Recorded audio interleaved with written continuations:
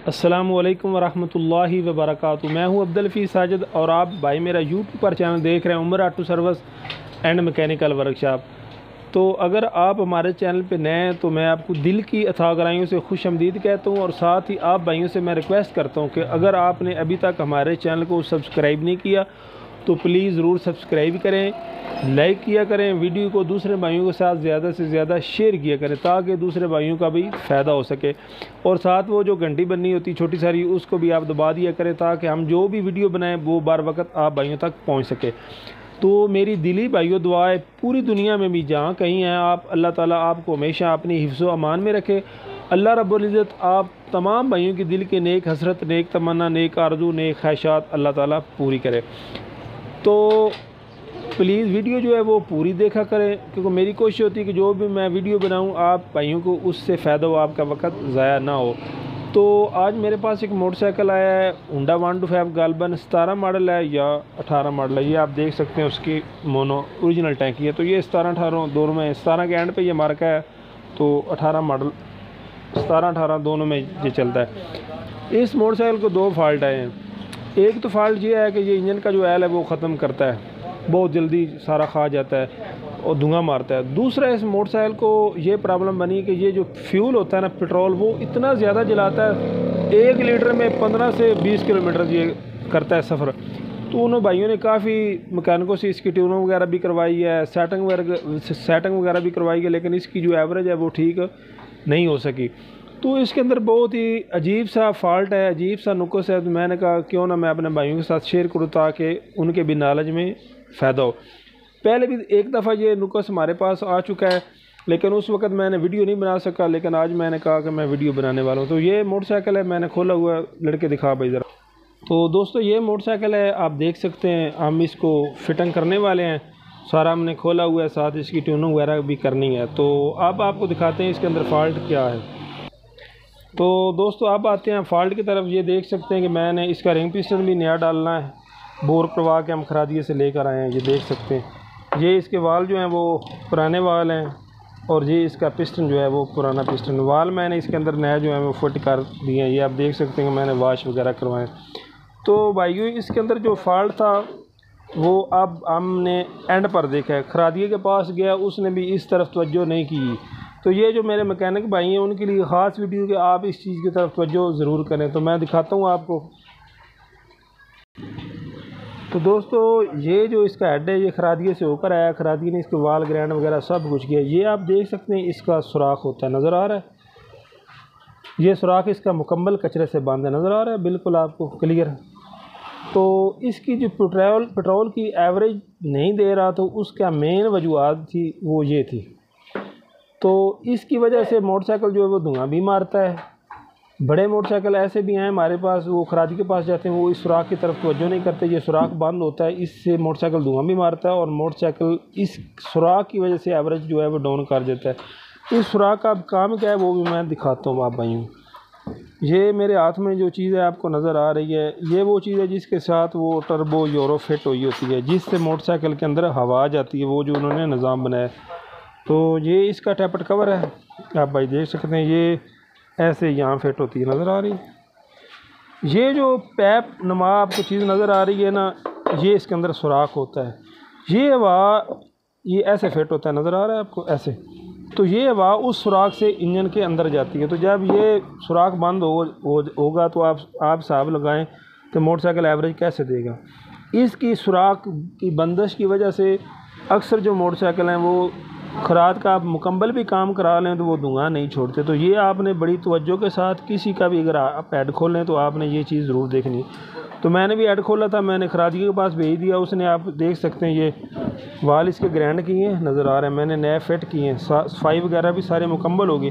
तो अब जब मैं हेड फिट करने लगा हूँ तो मैंने ये चीज़ नोट की है। तो आप भाइयों को भी इस चीज़ की तरफ मुकम्मल तवज्जो करना चाहिए। ये देख सकते हैं आप, बल्कि मैं इस सुराख को साफ़ करूँगा, छोटा पेचकस लेकर अभी लड़के। तो ये छोटी छोटी चीज़ें होती हैं, अगर आप इसकी तरफ तवज्जो नहीं करेंगे तो आपको मसला बनेगा। पहले हमारे करीबी मैकेनिक भाई हैं तो उनके पास भी ये एक मसला आया कि उन्होंने मोटरसाइकिल आया यूरो 2, उन्होंने उसका हेड का काम तमाम किया है।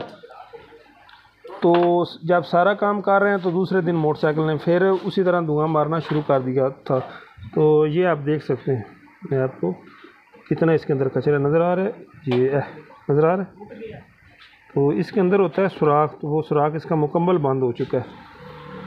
तो ये आप देख सकते हैं कि पूरा पेचकस इसके अंदर चला गया। तो ये सुराख का साफ़ होना इंतहाई ज़रूरी होता है। तो खरादी का भी वैसे फ़र्ज़ तो बनता है कि जब हम उसके साथ पास वाल ग्राइंड करने के लिए भेजते हैं तो उसको फ़र्ज़ बनता है कि इन चीज़ों की तरफ वो तवज्जो करे।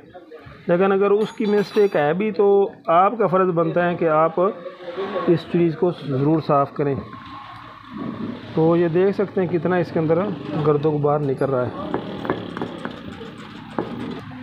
तो दोस्तों इसके अंदर अभी काफ़ी कचरा है, तो हम इसको आप मुकम्मल साफ़ करेंगे और साफ़ करके आप भाइयों को दिखाएंगे। तो जब आप ट्यूनिंग करें इसके अंदर भी कचरा होता है, ये नज़र आ रहा है, आप इसको भी साफ़ करें। और ये जो इसका टैपेट कवर होता है इसके अंदर ये सुराख है, इसको भी आप मुकम्मल साफ़ करें। इसके अलावा यहाँ पर इसकी डावल लगती है, वो भी कचरे की वजह से बंद हो जाती है, जिसकी वजह से मोटरसाइकिल जो है एवरेज कम कर जाता है।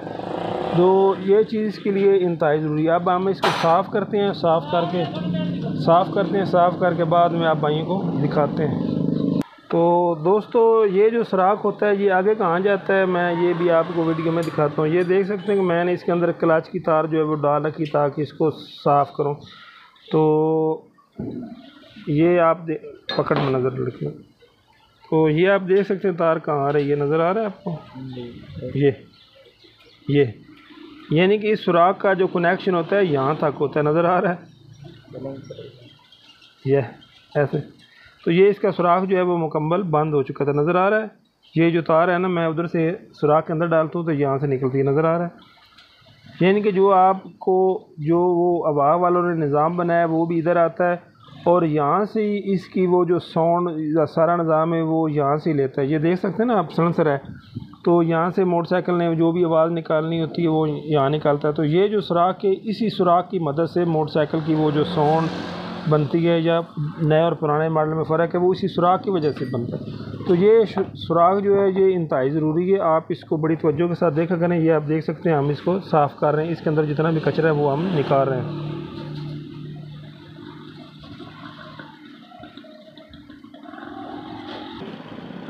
तो दोस्तों मैंने इसका सुराख साफ़ कर दिया। अब आप देख सकते हैं कि सुराख बिल्कुल वाज़ेह हो गया। तो पहले मैंने पेचकस की मदद से यहाँ से जो कार्बन था वो निकाला है, उसके बाद मैंने क्लच की तार की मदद से इसके साफ़ किया है। बाद में मैंने इसके अंदर पेट्रोल डाला और वो पेट्रोल जो है वो यहाँ से ये आप देख सकते हैं निकल आया, वो अंदर आपको सुराख नज़र आ रहा है, बिल्कुल साफ़ हो गया।